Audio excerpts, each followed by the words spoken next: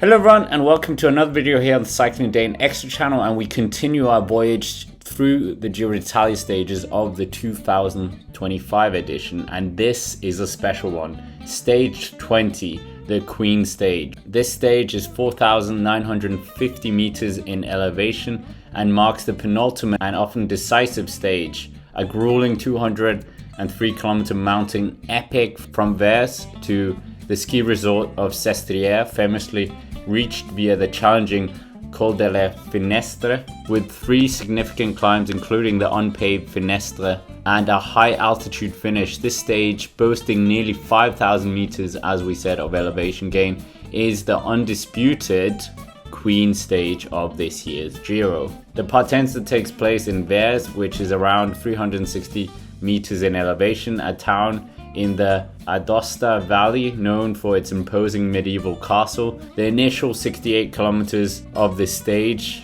are relatively flat, allowing for the peloton to find its rhythm before the serious climbing begins. We also have our first intermediate sprint before a category 4 climb that is 3.1 kilometers at 4.6%, and that comes around 135 kilometers from the finish. The first major ascent is the Colle San Giovanni, peaking at 1,116 meters, but that is not where the top of the categorized climb is. That is the Colle delle, which peaks at 1,302 meters. This climb is 13.7 kilometers long and averaging only 4.2%, and as we can see from the profile, it does start in the first 6 kilometers around 6 to 7%. Before kilometer 6 to kilometer 11 it has a much lower gradient and more of a false flat, only have a gradient up to 3%, and then the last bit of the climb is not too challenging as well. While the average gradient might seem manageable, the length and the steeper sections will begin to wear down riders potentially. We are 20 stages into this year's Giro.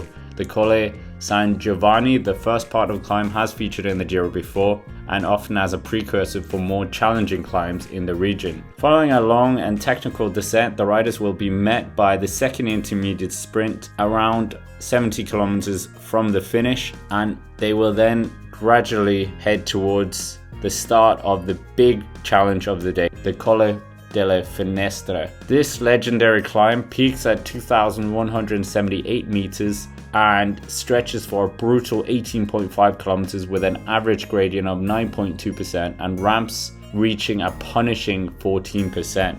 More exact, we have the climb starts out for the first 2.3 kilometers at 8.7%, then it kicks up in gradient to 9.3%, and when the riders reach an incredible altitude of almost 1,500 meters, it still goes up to 9.2% for the riders, and there will even be the Red Bull Sprint available for the riders here as well.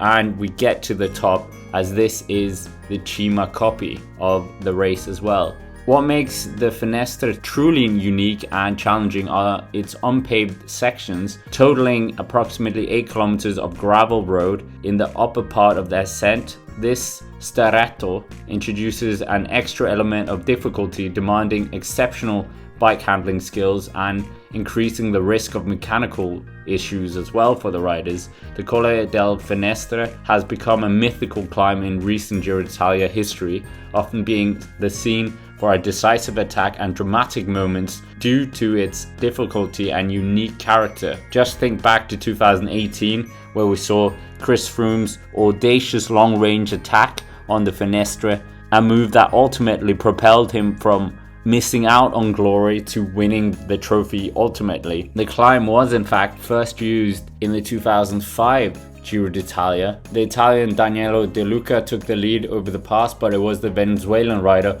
of Jose Rojano who took the stage win in Sestriere. It also featured in the 2011 Giro d'Italia, and here it was Vasily Kiryanka who escaped the climb to win on Sestriere, and the climb was again used in the 2015 edition on the penultimate stage, where it was Mikel Landa who took the lead over the summit, and in 2015 and 18 the Finestra Pass also constituted the Cima copy of the Giro. The sheer difficulty and historical significance of the climb makes it the centerpiece of this year's Giro d'Italia, After conquering the Colle delle Finestre and its challenging descent, the riders will face one final categorized climb in the Giro to finish in Sestriere, a total of 2,033 meters. This ascent to the renowned ski resort is 7.4 kilometers long, with an average gradient of 6.4% and a maximum sections of 14%. But if we look at the total climb, it's actually 16.2 kilometers long, averaging 3.8% in totality. However, the first 10 kilometers of the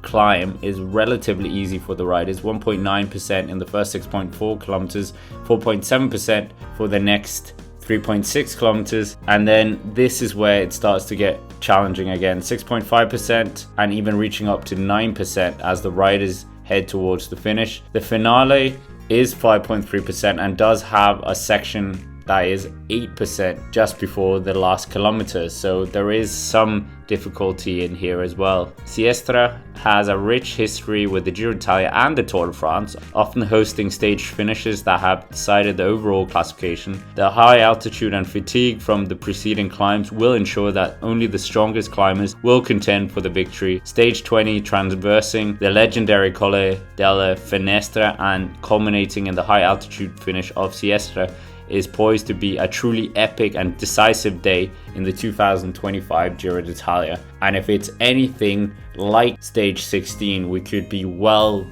in for a blast here. So in terms of the stage win, this is a hard one to say the least, because riders are absolutely falling like flies. The fatigue, the race this year has been brutal, and the Giro d'Italia classification is closer than we've seen it in a very long time. Isaac Del Toro, that win on stage 17 was absolutely incredible, and if he does have the legs to do it here, the former Toro l'Avenir winner would absolutely just cement his dominance on this race in 2025.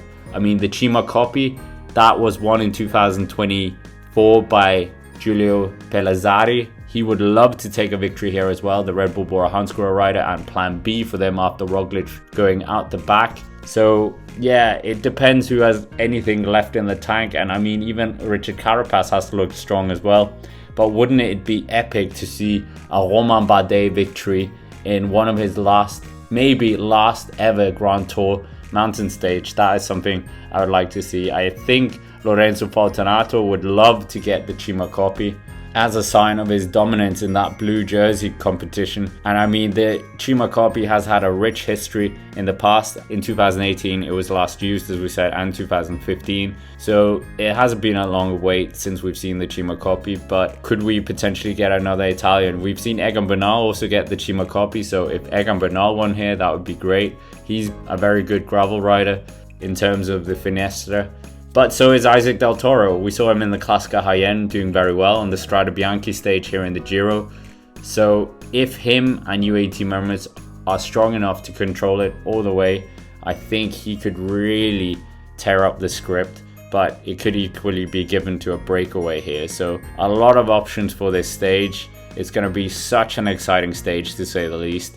So we're really going to see who has the last bit of grit left. Reach out for history here. But anyway, with that, that's basically it for this video. Make sure to hit the like button if you haven't already. Comment down below who you think is going to win as well here on the stage, and is this going to be one for Isaac Del Toro or someone else?